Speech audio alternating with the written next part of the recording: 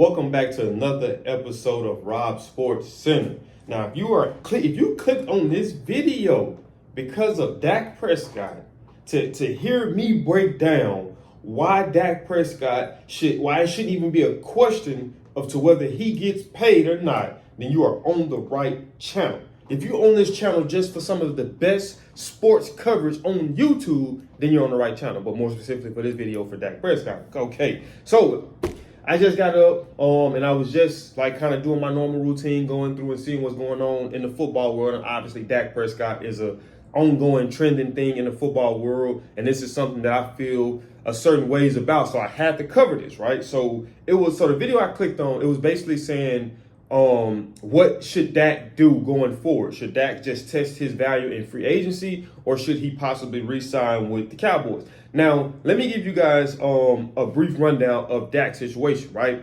So Dak has put himself in a very, very, very special situation, being that he has a no trade clause in his contract, meaning that if the Cowboys was saying, okay, bam, we're not going to give Dak the money that he feels that he deserves, right? We're not going to give him that. So before we allow him to just walk away and we get nothing in return, we're going to trade him and see what we can get. So Dak has the authority to say, hey, I don't want to be traded there. No. Hey, I don't want to be traded here. No. So essentially, at the end of the day, it's a win-win situation for Dak because he controls his destiny and he controls his future, right? So I was looking at Keyshawn Johnson I was looking at Undisputed with Keyshawn, Skip, and Paul Pierce.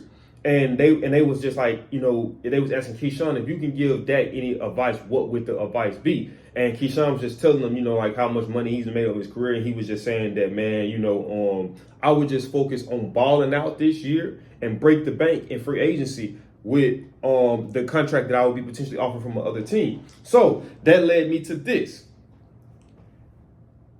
That is some solid advice. That would be some advice that I would give Dak. Hey, Dak, forget about money at the end of the day. If the Cowboys offer you, they offer you. If they don't, they don't. And if they offer you something that you don't like, it's okay, cool.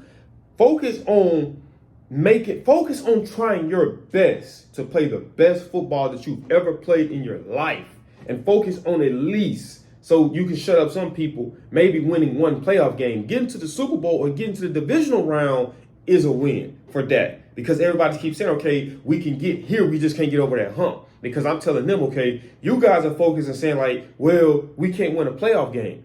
You have some teams that can't even make it to the playoffs. My team being one of them, the New Orleans Saints. We can't make it to the playoffs. We haven't been able to make it to the playoffs since Drew Brees is retired. So I'm looking at the Cowboy fans and saying, okay, at least y'all are making the playoffs. Our problems are much bigger because we can't even get there. So let me just show you guys something, right? So I went through and I wrote down, I'm comparing Dak and Kirk, and in terms of Kirk Cousins' contract. So let me break down Kirk Cousins' contract. So Kirk Cousins signed a 4-year deal with the Atlanta Falcons for $180 million. $50 million signing bonus and $100 million guaranteed. Now, granted, Tua is getting $67 million more dollars guaranteed than Kirk Cousins. But let me read you Kirk Cousins' accolades, and you guys tell me, what do you think about this? So Kirk Cousins was drafted in 2012. You got to think that he was behind RG3 for a while. So I only put in the full year which he started, and that was 2015 when he was with the Washington Redskins, which is now the Washington Commanders. So we're going to go from 20. I'm going to read you his record and his success with the Commanders. So in 2015, Kirk Cousins went 9-7, and they lost in the wild card. Bam. In 2016, Kirk Cousins went 8-7 with the Commanders. They missed the playoffs. In 2017, they went 7-9. They missed the playoffs. In 2018, they went 8-7-1. They missed the playoffs. In 2019, they went 10-6, and they lost the divisional round, which I believe was the year of the Minneapolis Miracle. So that was it was. So they beat the Saints, and they actually went to the divisional round. So that's a nice little victory. So in 2020, they went 7-9 and they missed the playoffs. In 2021, they went 8-9 and they missed the playoffs. In 2022, that was Commanders. In 2022, they went 13. No, I did that wrong. Take that back. I'm sorry, guys. I'm so sorry. So from 2015 to 2018, he played with the Vikings. That's my bad, And I'm not editing nothing out of here because I'm going to show y'all that It's not all about being perfect. It doesn't always have to be perfection. So yeah, from 2015, I'm sorry guys, from 2015 to 2017, he was with the Commanders. So in 2015 they went 9-7, they lost the wild card. In 2016 they went 8-7, they missed the playoffs. In 2017 they went 7-9, they missed the playoffs. So fast forward to 2018. I don't remember the deal that he signed with the Vikings, but he signed with the Vikings in 2018. So his whole career with the Commanders, he only made the playoffs one time, and he didn't even have a playoff win. So from 2018 to 2023, obviously he was with the Vikings. So in 2018 he went 8-7-1, missed the playoffs. In 2019 he went 10-6, lost divisional round of playoffs. In 2020, that was the Minneapolis Miracle situation, yeah. So in 2020, he went 7-9 and he missed the playoffs. In 2021, he went 8-9 and he missed the playoffs. In 2022, they went 13-4 and lost in the wild card. And granted, this year they started off hot. They was like undefeated. Like everybody, the way that they started the season off, everybody was predicted that they were going to be in the Super Bowl and they were going to be Super Bowl champions, and it just didn't work out like that. So in 2023, obviously he went 7-10, but they missed the playoffs because he ended up tearing his Achilles. Right, so now we're going to go to his career stats total, whether it was with the Vikings or whether it was with the Commanders. This is as a starter. So in 2015, he threw for 4,000 yards. He threw for 4,166 yards, 29 touchdowns, 11 interceptions, and a QB rating of 101.6.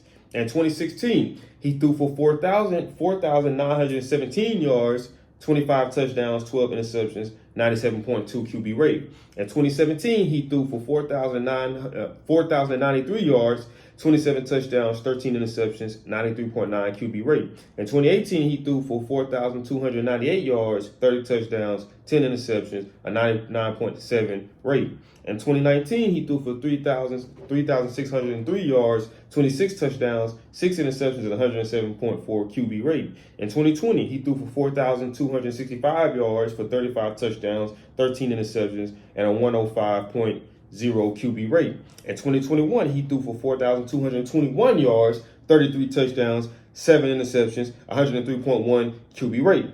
In 2022, he threw for 4,547 yards, 29 touchdowns, 14 interceptions, and a QB rating of 92.5. And in 2023, he threw for the little time that he played, he threw for 2,331 yards, 18 touchdowns, 5 interceptions, and a QB rating of 103.8. Now, I'm going to be honest. Looking at the statistics, for the most part, they're similar in a lot of ways. I would say that he had much more 4,000 passing yards than Dak. But ultimately, what does it come down to, right? It comes down to success in terms of playoff success. That's what it ultimately, winning football games and playoff success, right? So now we're going to switch over to the Cowboys, which I did a video on this. I'm just going to run it back down just for the sake of this video. So Dak took over as a starter in 2016, right? So they went 13-3 his first year as a starter. They lost the divisional round. In 2017, they went 9-7 as a starter, and they missed the playoffs. 2018, they went 10-6. They lost the divisional round of the playoffs. 2019, they went 8-8. They missed the playoffs. 2020, they went 6-10. Dak got hurt week 5 that year and ultimately ended up missing the playoffs. In 2021, they went 12-5. They lost the wild card. In 22, they went 12-5. They lost the divisional round. In 2023, they went 12-5. They lost the wild card. Now, I'm not going to break down Dak statistics as a quarterback, as a starter from 2016 up until now. If you want to, you can. Granted, and let me show you guys something else too. So Kirk Cousins is 35 years old, recovering from an Achilles tear. Now, granted, with technology and with the whole recovery, things are so much different. It's not like a torn Achilles is a death sentence like it was back in the day. But who knows if he's going to be at the same level because he's getting older.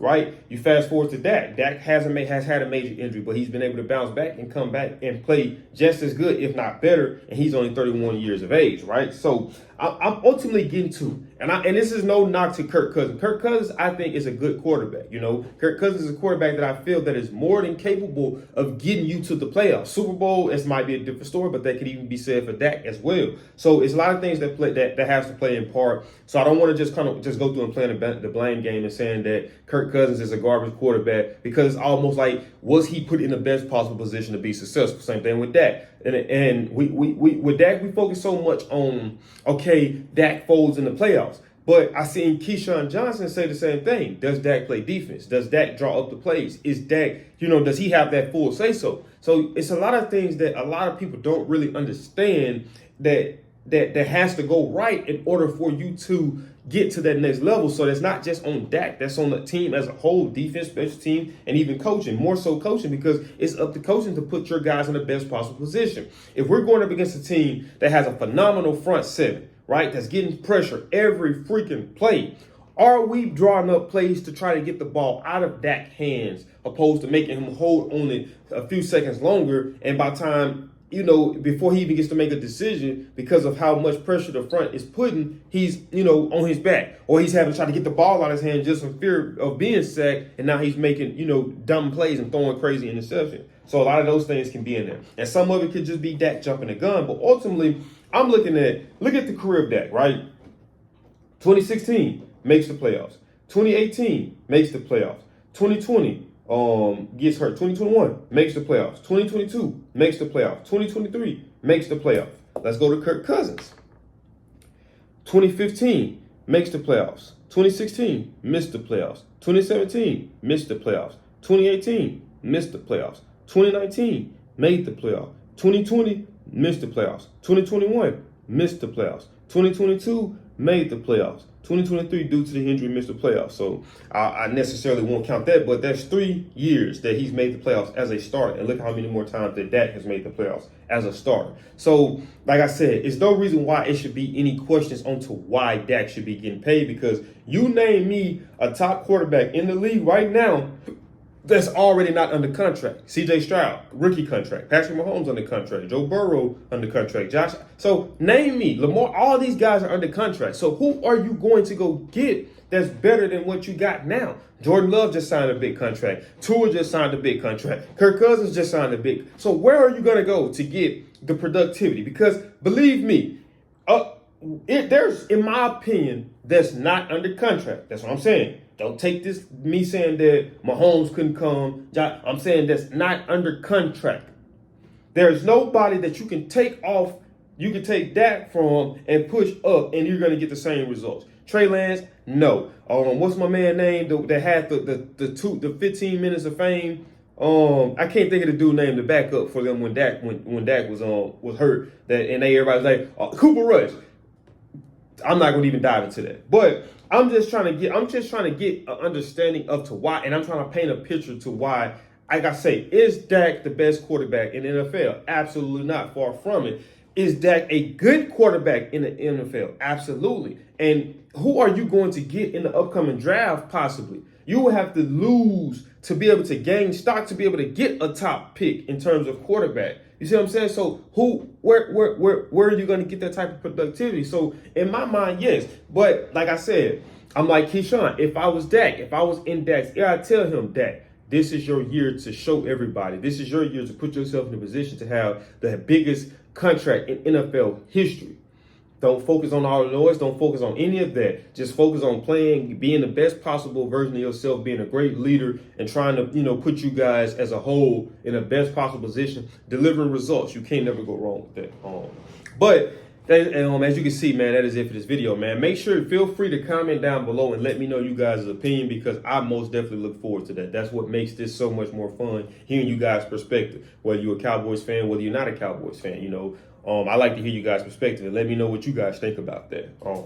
But before you leave off of this video, man, do me a big favor, smash that thumbs up button. Also, if you're new to the channel and you like the video, you like the content so far, man, subscribe. Also, if you already been watching my videos, if you already know who I am, familiar with me, you've been watching my channel, you haven't already, make sure you subscribe. When you subscribe, click that post notification bell, where you be notified on all things Rob Sports Center, because I'm giving you some of the best sports media coverage on YouTube, so you don't want to miss out on that. And just like the GOAT Drizzy Drake says, I'll see y'all in this video, man. I got these videos coming back to back. Peace.